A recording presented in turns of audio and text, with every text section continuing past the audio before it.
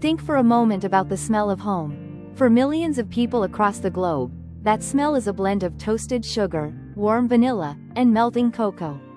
The chocolate chip cookie is so deeply woven into the fabric of our lives that it feels like it must have existed forever. We imagine it floating out of ancient grandma's ovens or born in some corporate food laboratory. But the truth is much more fascinating. The world's favorite cookie didn't come from a factory, and it wasn't a happy accident. It was the result of a fiercely intelligent woman, a heavy kitchen knife, and a daring culinary experiment. Join me now as we go back to the year 1938, to a bustling kitchen in Whitman, Massachusetts. This is the story of the day the American pantry changed forever. The afternoon sun of 1938 filtered through the tall windows of the Toll House Inn, casting long, golden boxes across the polished wood of the dining room. Located in the quiet town of Whitman, Massachusetts, the historic structure had once been a place where changing horses and paying road tolls were the daily routines. Now, under the fierce and brilliant stewardship of Ruth Graves Wakefield, it was a culinary destination. People drove for miles, not for the history, but for the food. In the heart of the building lay the kitchen. It was not a place of chaotic shouting or messy counters. To her, cooking was a beautiful blend of rigorous science and comforting art. Every apron was bleached stark white. Every copper pot gleamed like a new penny. On this particular Tuesday, Ruth stood before her massive wooden prep table, frowning slightly at a bowl of pale yellow dough. "Is there a problem with the butter drop dough, Mrs. Wakefield?" asked Sue, her young kitchen assistant, while wiping down a nearby marble slab. The butter drop dough was a popular colonial recipe, a thin, crisp, butterscotch-flavored cookie that the inn regularly served alongside bowls of vanilla ice cream. "No, Sue," Ruth replied, her voice calm and measured. "The recipe is mathematically perfect, as always. But perfection can sometimes breed routine. Our guests expect a surprise. A meal at the Toll House should always end with an exclamation point, not a period." Ruth tapped her chin. She wanted to introduce chocolate, but not in the traditional way. Chocolate cakes and solid cocoa cookies were heavy, masking the delicate, toasted sugar flavor of the butter dough. She wanted a contrast. She wanted balance. Ruth walked over to the pantry, her heels clicking precisely on the linoleum floor. She bypassed the standard baker's cocoa powder. Instead, her eyes landed on a large, heavy block of semi-sweet chocolate, a gift given to her directly by Andrew Nestle during his recent travels. She brought the dark block to the table. Sue watched with wide eyes as Ruth bypassed the fine grater. Instead, Ruth picked up a heavy, well-sharpened chef's knife. Thwack! The blade bit into the chocolate block, sending small, jagged shards scattering across the wooden board.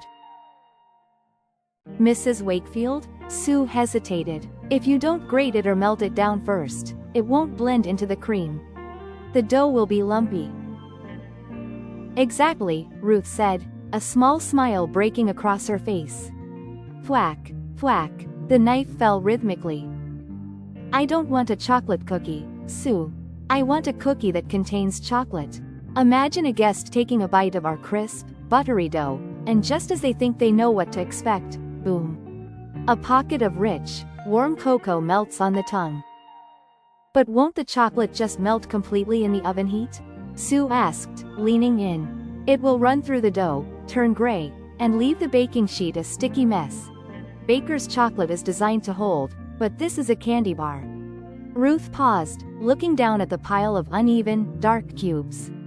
Sue's objection was grounded in standard baking logic. In 1938, cookies were either entirely chocolate or entirely vanilla. The concept of a dual texture, dual flavor cookie simply did not exist in American baking. "Cooking is an empirical science, Sue," Ruth said softly, sweeping the chocolate shards into a measuring cup. "Let us run the experiment." Ruth lifted her favorite wooden spoon and tipped the chocolate chunks into the pale batter. She folded the mixture gently, ensuring the dark gems were distributed evenly but not crushed. To the eye, it looked strange, like gravel mixed into thick cream. With practiced grace, Ruth used 2 spoons to drop neat, rounded portions of the dough onto a clean, ungreased tin baking sheet. Oven temperature? Ruth asked. 375 degrees, right on the mark, Sue answered, opening the heavy cast iron door of the oven.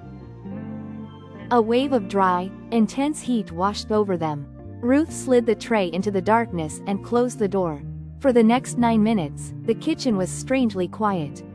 The 2 women stood near the oven, watching the small glass window.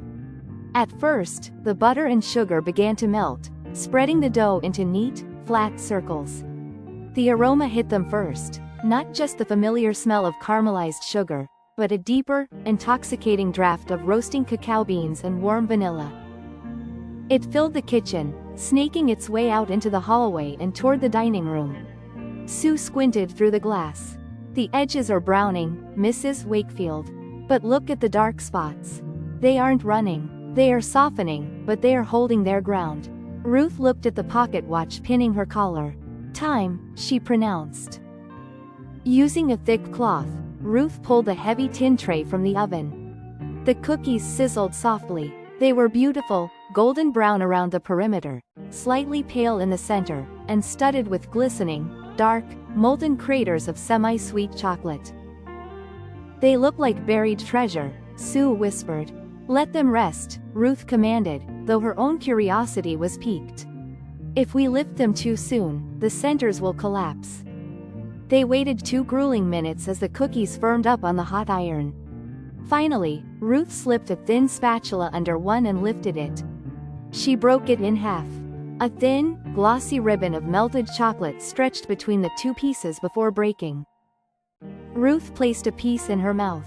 She closed her eyes. The initial crunch of the cookie crust dissolved into a rich, buttery crumb. Then, her teeth hit a pocket of the Nestlé chocolate. It was warm, silky, and intensely deep, cutting through the sweetness of the dough. It was exactly what she had envisioned, yet better than the theory allowed. She handed the other half to Sue. The young assistant bit into it, her eyes widening instantly.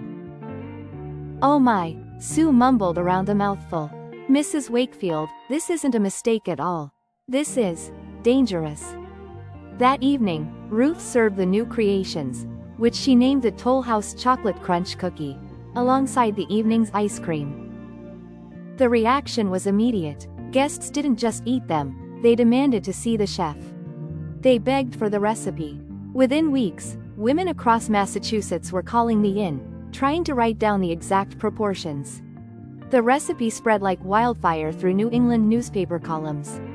By 1939, executives at the Nestlé company noticed a massive, inexplicable spike in the sales of their semi-sweet chocolate bars in the Northeast.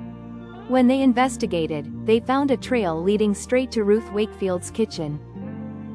Women were buying their bars and using heavy knives to chop them up by hand.